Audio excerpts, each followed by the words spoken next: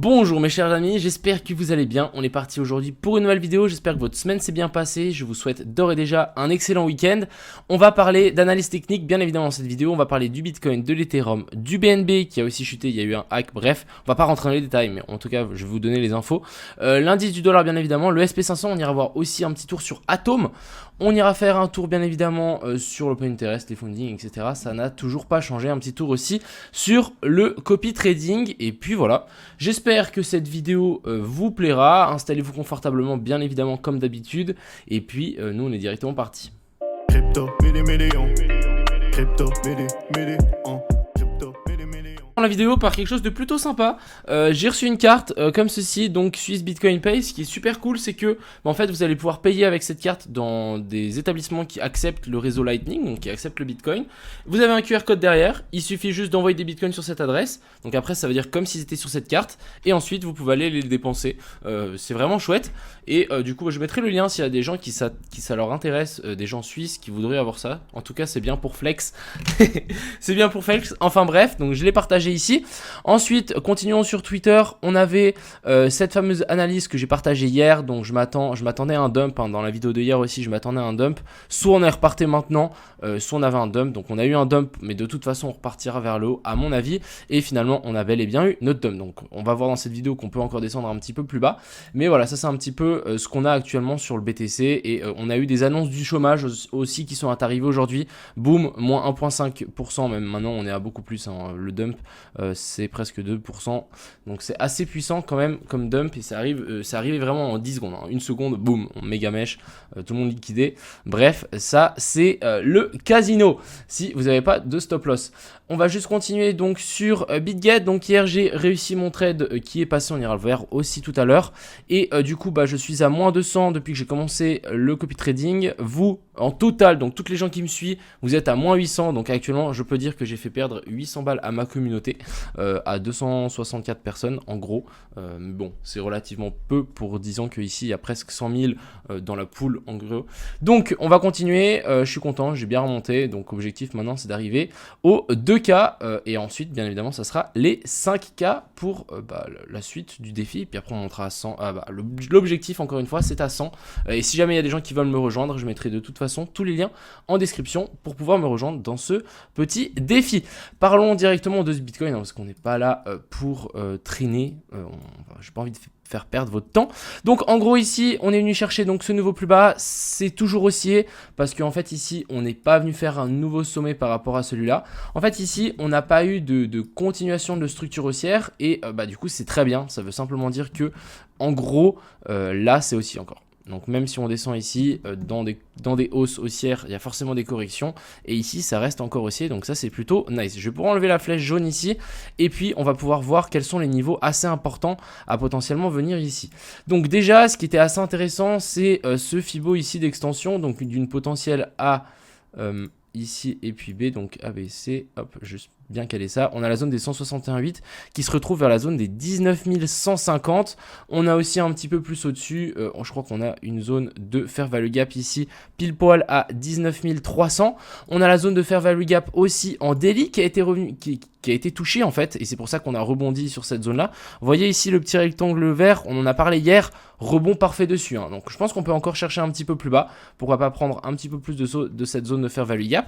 Mais techniquement si on repart maintenant, je dirais que c'est bon, c'est correct. Après, en plus petite time frame, bien évidemment, on n'a pas d'inversion de structure encore, on n'a rien. En plus petite time frame, là, il y a rien, donc je me dis qu'on peut peut-être encore descendre un petit peu plus bas, chercher 2-3 liquidités. En parlant de liquidation, on a de nouveau des gros pics qui arrivent donc au sud, donc c'est des liquidations longues qui sont à 75 millions. Donc ouais, on a de nouveau des gros pics qui sont en train d'arriver. On a un petit pic ici vers la zone des 19 180, ce qui collerait à bien chercher la zone de fair value gap en daily complète, donc c'est vraiment ici. Et sinon, on a de la liquidité au nord, donc vers la zone des 20 150, hein, ça n'a pas changé. Vous voyez ici, on a un petit peu au nord, un petit peu au sud, donc pourquoi pas revenir chercher ça, donc vers la zone ici des 19 200 et ensuite repartir, ça me semblerait super évident.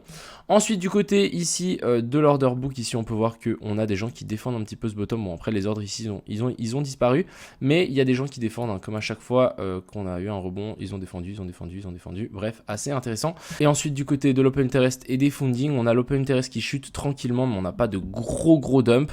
Donc ça veut vraiment dire qu'il y a des gens qui ont ouvert des positions assez long terme dans le pump qu'on a eu là, parce qu'en fait sinon on aurait eu ici une bougie rouge beaucoup plus puissante que juste le petit pic là. Donc ça veut dire que soit on a des liquidations à venir chercher un petit peu plus bas, soit c'est des gens qui ont ouvert des longues beaucoup plus larges et qui visent vraiment peut-être les 100K etc avec un stop loss beaucoup plus large. Et du côté des funding c'est toujours un petit peu dans le vert, mais ça reste en général neutre. Donc voilà un petit peu pour ce BTC. Je voulais quand même revenir donc sur le petit trade de hier que j'ai pris pour que vous puissiez comprendre le petit trade que j'ai pris tout simplement. Donc ici j'étais en 1 minute, joli petit trade à prendre ici. Donc qu'est-ce qu'on avait?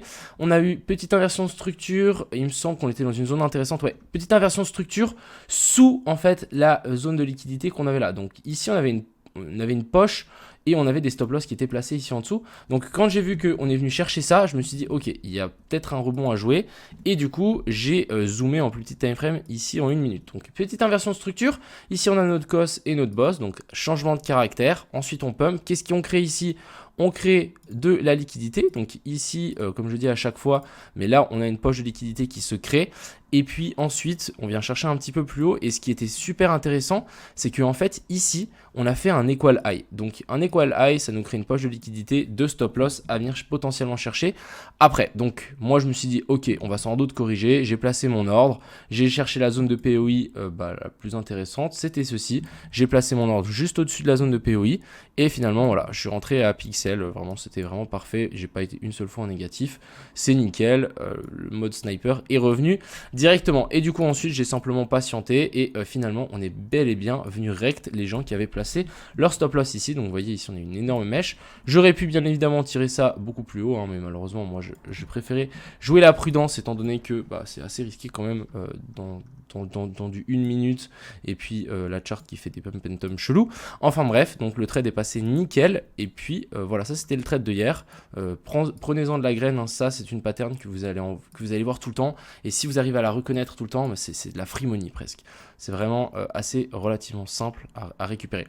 Ensuite ici du côté donc de cette chart, je trouvais plutôt intéressant. Ok, on a tout le bordel de ma position de hier, c'est pas bien grave. En gros ici on a poche de liquidité, donc ici on a des stop loss à venir chercher. On a aussi la zone des 2500 à ne pas négliger qui est toujours là. Et ensuite en fait en dessous on a plusieurs zones. On a la première zone de POI, donc ici c'est la bougie rouge qu'il y a eu ici, donc c'est vers la zone des 19 350. On a ici, ça c'est quoi exactement? Je crois que c'est à la zone des 50% en fait de notre breaker. Donc en gros ici, vous voyez la grosse bougie blanche, ça c'est notre breaker, c'est ce qui nous a inversé la structure. Ça a fait une clôture au-dessus entre guillemets du range, et du coup on va sans doute revenir chercher en tout cas les 50% de cette zone là. Ensuite en dessous on a le Fibo de A, B, C, ça serait revenir ici vers la zone des 19 200, mais en gros toute cette zone ici c'est une belle zone potentielle d'achat pour en fait ce BTC. Donc moi je vais simplement attendre une opportunité dans ce rectangle là. Si on a une inversion de structure, donc un changement de caractère dans cette zone là, donc je parle d'un truc comme ceci, hop, avec cos et boss, j'essaierai de prendre une position pour essayer de target ces plus hauts là, mais on peut avoir un très joli RR à prendre pour cette petite position de BTC. Ensuite du côté de l'Ethereum, je pense qu'on peut encore descendre un petit peu plus bas. On a une poche de liquidité ici à venir chercher, ici on le voit bien, et on a aussi une petite zone de fair value gap à venir chercher un petit peu plus bas, donc ça m'étonnerait pas qu'on descende encore un petit peu plus bas. Du côté du BNB, donc on a eu un petit hack, je crois qu'ils ont tout réglé, je suis pas sûr, mais je crois que tout a été réglé. Les gens de la Binance Smart Chain et CZ ils ont réagi assez vite, genre sinon ils se faisaient voler un demi-milliard, ouais 500 millions, c'est chaud. Donc finalement on a bel et bien eu notre ABC. Ça sera curieux de voir où est-ce qu'on s'est arrêté en extension de Fibo. Oh, on est venu chercher la zone des 202 Fibo. Ok, intéressant. Donc pourtant on a notre potentiel ABC ici qui était un petit peu plus violente hein. Hier on disait qu'on avait un potentiel dump qui allait arriver sur le BNB. Ça n'a pas raté et ça c'est plutôt pas mal. Mais c'est pas pour autant que on reste toujours haussier. Ici ça reste toujours haussier et c'est plutôt bon signe. On a cette zone ici à revenir chercher. Donc toute cette zone ici, et ensuite on verra. Et encore une fois, le BNB c'est quand même une des charts les plus bullish que je vois. Ici, on peut parler de W. Je vais vous faire une vidéo des W et des M-Top parce que je vois des gens les utiliser à outrance et en fait, ils savent pas ce qu'ils utilisent malheureusement. Les gens, ils savent pas ce que c'est un W ou un M-Top et non, c'est pas juste ça. En gros, ici, on a même presque une tasse séance. On a vraiment quelque chose de super propre et là, ça peut vraiment être un joli bottom qui est en formation. Donc ça, c'est à surveiller sur le côté du BNB. Ensuite, on a l'indice du dollar. Donc, on a bel et bien suivi ce que j'ai dit. Hein. Je sais pas si vous vous souvenez, mais ça fait un moment que j'avais mis cette flèche ici. C'est très bien. On est revenu chercher donc les sommets au-dessus de ça. Maintenant, à surveiller. Soit on est vraiment baissier et on se fait repousser donc dans toute cette zone ici. Donc cette zone là, on se fait repousser. Donc c'est simplement la zone de POI de ici à ici. On se fait repousser dans cette zone et on redescend. Soit ici on arrive à péter, on vient chercher plus haut et là on formera un beaucoup plus gros top. Et ça peut être assez intéressant. Du côté du SP500, on a eu les annonces du chômage. Donc ça a dump. On est bel et bien venu chercher donc notre zone de fair value gap ici en 4 heures. Je l'avais noté hier, j'avais même laissé mon trait rouge, je vais d'ailleurs pouvoir l'enlever avec ici notre cos et notre boss. On revient chercher donc cette fameuse zone, c'est très très propre. Je pense qu'on peut descendre encore un petit peu. Si je tire un Fibo, donc depuis le sommet ici jusqu'en bas, on est venu presque chercher la zone des 0,68. Je pense qu'on peut descendre encore un petit peu plus bas, comme le Bitcoin. Je pense qu'il y a encore moyen qu'on fasse un truc comme ça. Si on, là on monte, on redescend un coup et ensuite on repart. Ça c'est quelque chose de complètement faisable, mais je pense qu'on peut encore descendre un petit peu. Mais repartir à partir de là, c'est aussi largement possible. Redescendre, c'est pour que la charte soit parfaite, mais on peut aussi directement partir à partir de là et piéger un peu les gens qui attendent plus bas, dont moi, bien évidemment. Donc là, on est venu taper la zone de fair value gap. Pas encore, on n'est pas venu chercher la zone des 50% de cette zone de fair value gap, mais je pense qu'on peut encore descendre, au moins la combler entièrement et ensuite on repartirait. Mais là, pour moi, joli bottom en formation pour le SP500. Et on va finir avec notre cher ami Atom. Donc Atom qui continue sa petite correction. Rien de bien intéressant. Je vais toujours attendre donc un retour dans ces zones-là, donc entre la zone des 9.6 et 8.6. On a encore une autre petite zone de liquidité un petit peu plus bas, mais on va attendre tranquillement mais sûrement. Et je rappelle que Atom, à partir de cette inversion structure ici, est bel et bien haussier. Donc je pense, et d'après moi, on n'aura pas de nouveau plus bas ici. Et on reviendra à mon avis par là. Et ensuite, on repartira. Et là, on aura un joli petit W bottom. Oui et non, ça, les gars, c'est pas un W bottom. Ok. Donc vraiment, je vais faire une vidéo par rapport à ça pour vraiment vous montrer la différence. Et pour vraiment que vous puissiez comprendre ce que c'est un M top et un W bottom. Parce que j'ai vu ça passer. Mais bref, je vois ça passer partout. Et c'est une mauvaise interprétation. Enfin bref, j'espère que cette petite vidéo vous a plu. Ça va, je suis encore assez en forme parce que j'ai quand même fait assez fort avec un pote. Genre on est sorti. Et voilà, mais c'était vraiment très cool. Et puis n'hésitez pas à aller checker pour cette fameuse carte. Et puis aussi, qu'est-ce que je voulais vous dire ah oui, pour le copy trading, je mettrai aussi tous les liens en description. Enfin bref, moi je vous souhaite à tous un excellent week-end. Vraiment profitez à fond. S'il y a des gens qui vont à la foire du Valais et qui me voient, venez me dire salut, bien évidemment.